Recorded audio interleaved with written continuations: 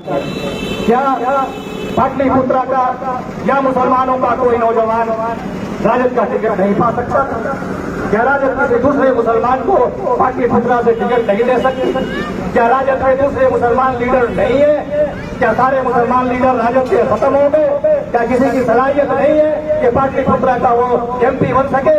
आप अपने परिवार के अपनी बेटी को बार बार लाकर खड़ा करते हैं। 2 बार वो आकर इलेक्शन हार चुकी है, तीसरी बार फिर आपने उनको टिकट दिया है। क्या फारूक रजा 20 साल से राजद में नहीं था? इलाका 20 साल से राजद के अंदर काम कर रहा है। क्या इसकी सलाहियत नहीं थी?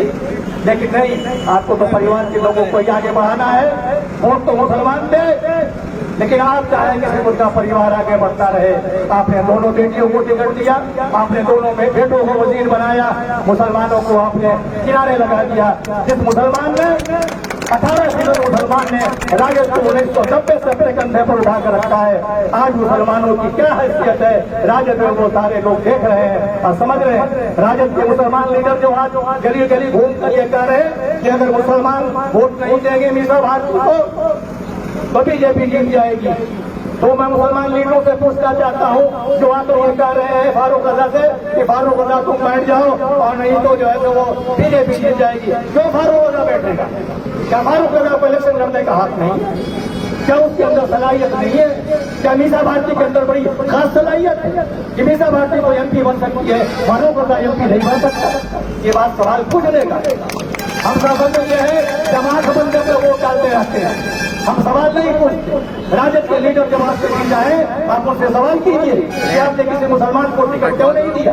आपने किसी दूसरे राजद के लीडर को टिकट क्यों नहीं दिया? और क्यों बार बार एक ही परिवार के मेंबर को आप वोट देते हैं? जैसा कि पिछले दिनों अभी ये बात सामने आई कि 2005 में जब लोजपा रामविलास पासवान के 29 MLA जीत कर आए और रामविलास पासवान ने कहा था एक मुसलमान को चीफ मिनिस्टर बनाओ, हम तुम्हारा साथ देंगे। लेकिन लालू जी ने कहा कि नहीं, हम मुसलमान को चीफ मिनिस्टर बिहार का नहीं बनने देंगे। और उन्होंने भाजपा की सरकार 2005 में बनवाई, लेकिन रामविलास पासवान के साथ राजद का सरकार उन्होंने बनाना नहीं मंजूर किया।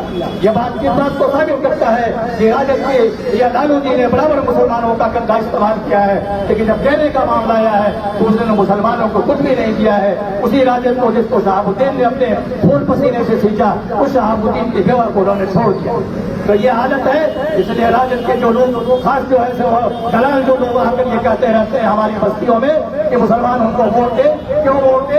क्यों आपने हमसे हमारे लिए क्या काम किया है? पहले काम तो आप गिरवा दें अपने, उसके बाद हमारे बस्तियों में, हमारी गलियों में, हमारे मोहल्ले में आकर हमसे वोट मांगे। इसलिए अब की बार नौजवानों ने फैसला किया कि बहुत हो गया, अब ये तमाशा हमसे ज्यादा बर्दाश्त नहीं होगा। इसलिए उन्होंने बैरिस्टर असदुद्दीन ओवैसी साहब की पार्टी MIM को कहा कि आप आइए और आप अपना कैंडिडेट हमारे इलाके से दीजिए। तो बैरिस्टर साहब ने आपके इलाके से और रजा को अपना नुमाइंदा बनाकर अपना कैंडिडेट बनाकर आपके सामने रखा है। आपके सामने एक मौका है, आप चाहें तो फिर अपने तब्दीली का वोट दे सकते हैं। एक तब्दीली की हवा चलाइए, एक बदलाव का मामला है। आप बदलाव में अपने बेटे को, अपने भाई को वोट दीजिए। आपका अपने इलाके का लड़का है, मीसा भारती को शायद कल जीतने के बाद भी सब आपके क्षेत्र में नहीं जाएंगी, लेकिन फारूक रजा तो आपके घर में रहेगा, आपका काम करेगा। अब जिस बात सुबह साहब जब चाहेंगे तब वो रहेगा। आप उसको एक बार तो वोट देकर देखिए, एक बार सपोर्ट देकर करिए। यही बात करके मैं अपनी बात को खत्म करता हूँ कि इस बार एक मौका आपको मिल रहा है, इस मौके का फायदा उठाइए। बहुत बहुत शुक्रिया आपका।